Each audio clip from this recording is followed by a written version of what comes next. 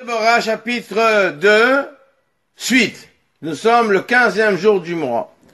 Chers amis, Hashem Alechem, Ashlishit, le troisième composant de ce cataplasme que le Rav a mentionné précédemment. Il méditera constamment sur les péchés qu'il a commis. Il aspirera à la pureté, acceptera de bon gré les réprimandes et les épreuves. Il dira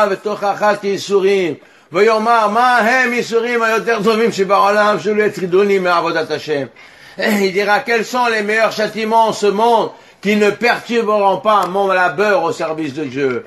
La purification des péchés ne peut être obtenue que par la souffrance en ce monde. Cependant, le meilleur moyen de les subir est de subir les offenses et les humiliations sans réagir. Il ne cause aucun dommage physique, ni sur lui, ni sur les personnes qui lui sont chères.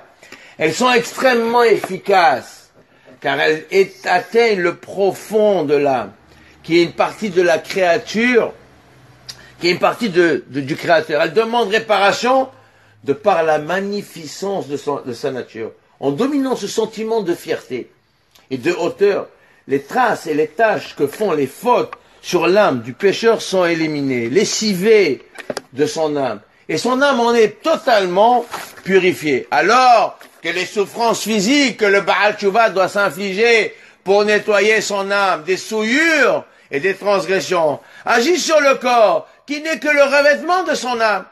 Et pour pénétrer en profondeur, elles doivent l'affaiblir énormément, l'amoindrir et le diminuer, ce qui est long, fastidieux et accablant. D'autre part, quand la justice divine s'abat sur l'homme pour le purifier de ses fautes, Hadé Shalom, elle risque de l'écarter de la foi et du service divin. Parfois, la main du Tout-Puissant s'abat avec une telle violence que les sentences sont difficilement supportables. Pour que ces calamités qui risquent de s'abattre sur l'homme soient productives et opérantes, cela demande sa capacité à les comprendre.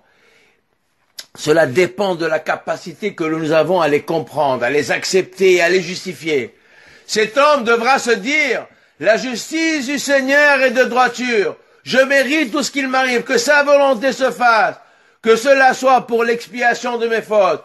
Il s'agit donc d'atteindre un niveau élevé de crainte et d'amour en prenant du recul par rapport à la souffrance et à la douleur. Ce qui est évidemment loin d'être aisé et accessible à tous. Que le Tout-Puissant nous préserve de toutes les épreuves de ce genre. Il est alors évident qu'un affront est de loin bien plus préférable que tout le reste. Il est bien dit qu'il est plus efficace. La Gemara rapporte 4 niveaux d'expiation des fautes au nom de Rabbi Ishmael, qui sont la Teshuvah, Yom Kippour, les souffrances, Issourim, et enfin la mort. À ces 3 choses, il est obligatoire d'ajouter la Teshuvah. Cependant, Maran Ahida rapporte que ces étapes sont nécessaires pour celui qui fait repentance par la crainte. Mais celui qui le fait par amour, cela est immédiatement, il n'a pas besoin de ces 3 étapes. Et il est dispensé de toutes les souffrances de ce monde. Voir Bnei Issachar, comme ça il explique. La Gemara dit, ceux qui subissent l'offense, qui ne la rendent pas. Ils entendent les insultes et ne répliquent pas. Ils agissent par amour et se réjouissent des humiliations. À leur sujet, il est dit, ils sont aimés de Hakadosh Baruch Hu comme les rayons du soleil illuminent la terre. Il est ici cité 3 catégories qui correspondent à 3 situations. Ceux qui, quand ils sont insultés, répondent avec véhémence et retournent l'injure. Ceux qui ne rendent pas l'injure, mais contredisent ces affirmations. Et enfin, ceux qui acquiescent et qui disent rien, ils se taisent. Au sujet de ces derniers, ils sont aimés par Hachem. C'est ceux-là pour lesquels il dit ils sont aimés d'Hachem. Suite. Od matati mashke tov meod. Et il rajoute le Rav encore une potion. Aval lo yo'il hamashke kol kach kemo yo'il achar atahboshet haniskar. J'ai trouvé une autre potion, cependant moins efficace que le remède était plus haut. C'est que l'homme devrait s'entraîner sur 2 points. La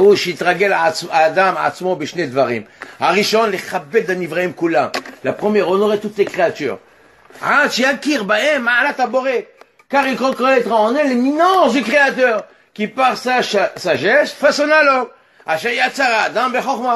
De même, toutes les autres créatures contiennent son intelligence, car Kol Ibrahim, Chochmat Yotzram, Ayotzer Bahem, il se verra de lui-même combien mérite-t-elle d'être honoré pour que leur Créateur s'en est lui-même préoccupé.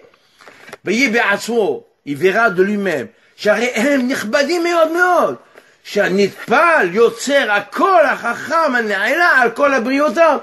lui Hachem lui-même qui vient et qui s'occupe de chacune. Le remarquable savant a lui-même veillé au moindre détail de leur existence. Et si Dieu nous en garde, il les méprisait, il mépriserait, il toucherait à la gloire de son Créateur.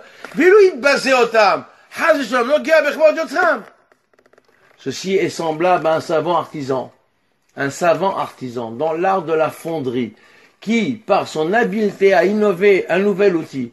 Quand il expose à ses confrères, l'un d'eux en parle avec dérision et mépris.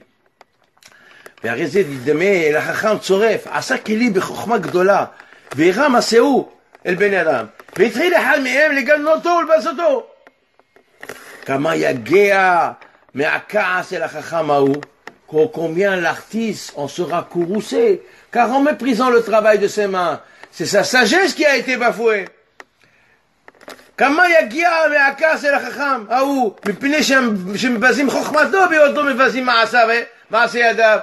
De même, cela sera un outrage au celui saint béni soit-il, si l'on méprise une de ces créatures.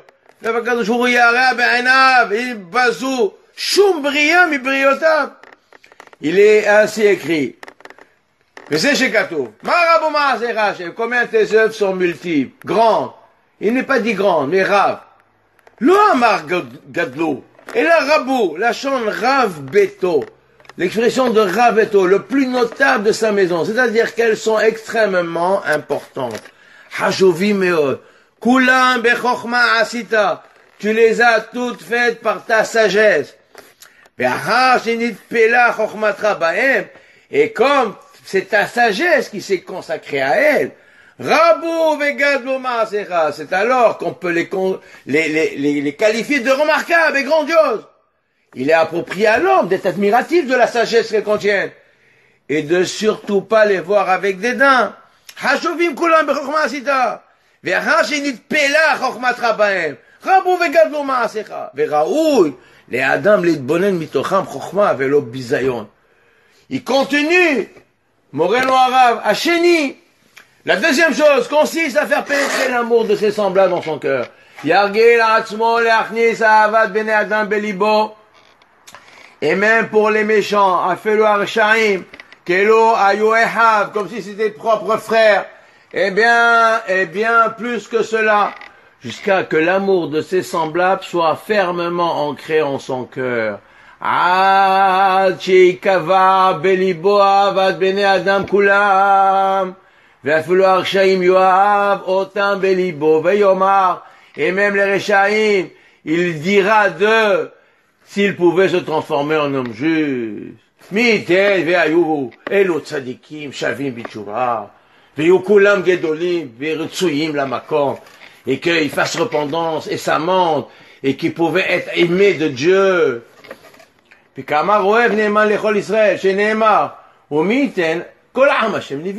l'a dit Moshe. Qu'est-ce qu'il a dit? Si tous les hommes maintenant pouvaient être des prophètes, comment les aimerait-il?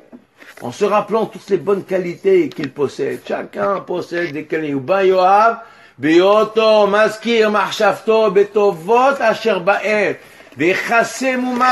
Et il couvrira leurs défauts.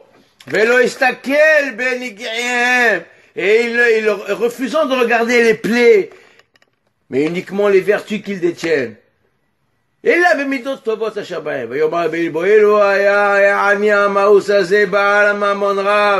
si ce mendiant dégoûtant possédait de grandes richesses, combien je me réjouirais de sa compagnie. Aïe, aïe, aïe. אילו היה אני המאוס הזה בעל ממון רב, כמה הייתי שמח בחברתו, כמו שאני שמח בחברת פלוני אלמוני. Arezé illou yalbishou alebushim anaim kemoploni. Si on l'habillait, ce mendiant répugnant, avec des beaux habits, s'il portait les apparats que porte tel notable et tel autre, y aurait-il une différence entre eux? Pourquoi donc l'honneur qui lui revient devrait-il être dérobé à mes yeux? ולא יסתכל בנגיהם, כמה הייתי שמח בחברתו, כמו שאני שמח בחברת פלוני. הרי זה אילו ילבישו הלבושים הנאים כמו פלוני. הרי אין בינו לבינו הבדל, il n'y a pas de différence entre eux. Ce n'est que l'apparence extérieure. אם כן, למה יעדר כבודו בעיניי? והרי בעיני השם יחשוב, חשוב ממני. Et voilà, qu'on regarde Dieu, il est bien plus distingué que moi, car il est frappé de bien des mots. Le ani malheureux, il est plus hachouv aux yeux de Dieu que moi-même. Shunagoa medouké, be'oni visurim nuké me'avon. Lui, il est frappé, abattu par la pauvreté et les souffrances. Ainsi, il est totalement lavé du péché. Pourquoi devrais-je le haïr? Pourquoi devrais-je le repousser? Pourquoi devrais-je haïr celui que le Saint béni soit-il aime? De cette façon, le cœur de l'homme se tournera vers le bon côté. Et il s'habituera à réfléchir à toutes les bonnes qualités que nous avons mentionnées. Imkem lama ya'ade v'are b'nei Hashem hashub mimeni. V'lama esle mishe HaKadosh Baruch Hu ohev. ובזה יהיה ליבו פונה אל צד הטוב, ומרגיל עצמו לחשוב בכל מידות טובות שזכרנו. Quel est l'homme qui est digne de honneur? Celui qui honore ses semblables. Donner de la valeur et de la considération à chaque être signifie estimer la création de Tout-Puissant selon sa valeur. De même que la toile témoigne du génie de l'artiste, chaque élément qui compose la complexité de la création témoigne du génie du Seigneur Tout-Puissant. Il convient alors d'honorer chacun et d'en être fasciné. Il faut se dire sans cesse que l'intelligence contenue dans un être tout petit est celle du Tout-Puissant. Nos maîtres ont comparé le Créateur au maître verrier qui s'ouvre dans sa canne d'acier et donne forme à la boule de pâte de verre qui tient au bout de sa canne. La pièce prend forme selon le souffle de l'artiste. Ainsi, toute la création a la forme du souffle du Seigneur Tout-Puissant. De même que le souffle passe des poumons à la bouche, puis à la canne, et enfin dans le verre, de même Hachem a insufflé à sa création 3 niveaux de souffle. L'âme, primaire, le nefesh, le souffle de la parole, le roi, et l'âme supérieure, le neshama. Plus l'élément contient d'intelligence, et plus il contient une valeur spirituelle élevée. Le développement des sciences profanes met à jour l'intelligence insondable du Créateur. Chaque infime parcelle de cette création est porteuse de l'intelligence infinie du Créateur. Il convient de l'observer, de méditer, et d'en être fasciné, charmé, stupéfié, ébloui, afin d'ancrer en son cœur le véritable amour du Créateur. Rambam demande comment atteindre l'amour de Dieu, cet être tout-puissant. Il y a une mitzvah de l'aimer, de l'honorer. Comment faire? Comment honorer? Comment l'aimer? Alors nous dit Rambam, en observant et en méditant sur la création et les magnifiques créatures qui la composent. Il enverra l'infinie intelligence, l'insondable sagesse, et de suite lui viendra l'amour du Seigneur en son cœur. Il aura alors le désir ardent de connaître son grand nom, etc. Yesodé Torah, chapitre 2. En prenant conscience de la véritable grandeur du Créateur, l'homme saisit un peu de la petitesse de son être et de la faiblesse de sa nature. Il ne peut agir alors qu'avec humilité sincère. La deuxième chose, nous avons dit, consiste à faire pénétrer l'amour du prochain en son cœur. Que ce soit en parole ou en acte, l'homme se doit de montrer du respect envers les autres. Et bien plus, car le verset dit, tu aimeras ton prochain comme toi-même. Rabbi Akiva, il en a fait un principe, un fanion qui doit diriger tout Am Israël. C'est le pied sur lequel se tient tout le service de Dieu. C'est ça, c'est pas des mots. Aujourd'hui, c'est employé à tort et à travers, mais au fond, ce ne sont que des mots vides de sens. Il faut arriver à les mettre en application, à vivre avec. Il ne s'agit pas d'aimer ses proches ou ceux qui nous sont agréables, sympathiques. C'est pas ça, Ahavat Israël. Ahavat Israël, c'est d'aimer l'autre dans sa différence. Mais on fait que signifie aimer, en fait. Le vrai sens du mot de cette mitzvah, il y a marqué mitzvah, aime Hachem, aime l'autre. C'est quoi aimer? Le vrai sens de ce mot, de cette mitzvah, signifie donner satisfaction. Faire en sorte de donner du plaisir, du bonheur à l'être aimé. Cela revient en fait à se mettre au service des autres pour remplir leurs moindres souhaits. De même, les méchants qui sont malheureusement éloignés de la Torah, il faut aussi les aimer, prier pour eux, que le Tout-Puissant souffle un vent de sainteté dans ce monde, qu'ils puissent faire un retour sincère vers Hachem. Surtout à notre époque où malheureusement la grande majorité de nos frères éloignés de la Torah ne le sont que par ignorance et par mauvaise éducation et de l'influence de la galoute dans laquelle nous évoluons. Nous devons donc, nous qui sommes attachés à la Torah, qui nous avons des principes, à qui on a dévoilé les lumières, nous devons être des exemples pour ces gens-là. Nous devons, nous qui sommes attachés à ces principes, d'être des exemples d'honnêteté, d'amour, de savoir-vivre, de probité, d'intelligence, de rayonnement, de joie de vivre, et toute autre chose. Nous devons être des exemples, les phares qui doivent éclairer les autres. Le pire des mécréants d'Israël est plein de bonnes actions comparé à la grenade, qui contient une multitude de grains. C'est en mettant en exergue, en valeur, toutes les qualités et que seront amoindris les défauts. Réduits à tel point qu'on ne peut même plus les voir, ils sont imperceptibles. Comme nous l'avons déjà souligné, il n'existe pas d'homme qui ne possède quelques qualités, ne serait-ce que la plus minime. Et parfois un acte qui peut être interprété négativement doit être tourné en qualité. Ainsi, il est raconté au sujet de Rabbi Levi Yitzhak de Berditchov, le Kedushat Levi, qui est qualifié de défenseur d'Israël. Il rencontra un jour de Shabbat un jeune homme à l'allure moderne qui fumait. Il lui dit, mon cher fils, tu ne sais pas que c'est Shabbat aujourd'hui? Ne sais-tu pas qu'il est interdit de fumer ce jour Kadosh? Le jeune homme, à chacune des questions, répondit, oui, je sais, Rabbi. Tout cela, je le sais. Il y a pleinement conscience, il n'y a pas de problème. C'était son choix de vie, de s'écarter des mitzvot. Le Rav, alors, il n'a pas trouvé un moyen. Il lève les yeux au ciel, il dit, Ribono shel olam, regarde tes enfants, ils savent pas mentir. Donc il a trouvé même dans la relation entre guillemets du rachat quelque chose de positif pour mettre en valeur. Nos maîtres rapportent qu'il arrivera que Rabbi Shimon ben Elazar était en chemin. Il revenait de la maison de son maître, chevauchant sa monture. Il se promenait en bordure de la mer.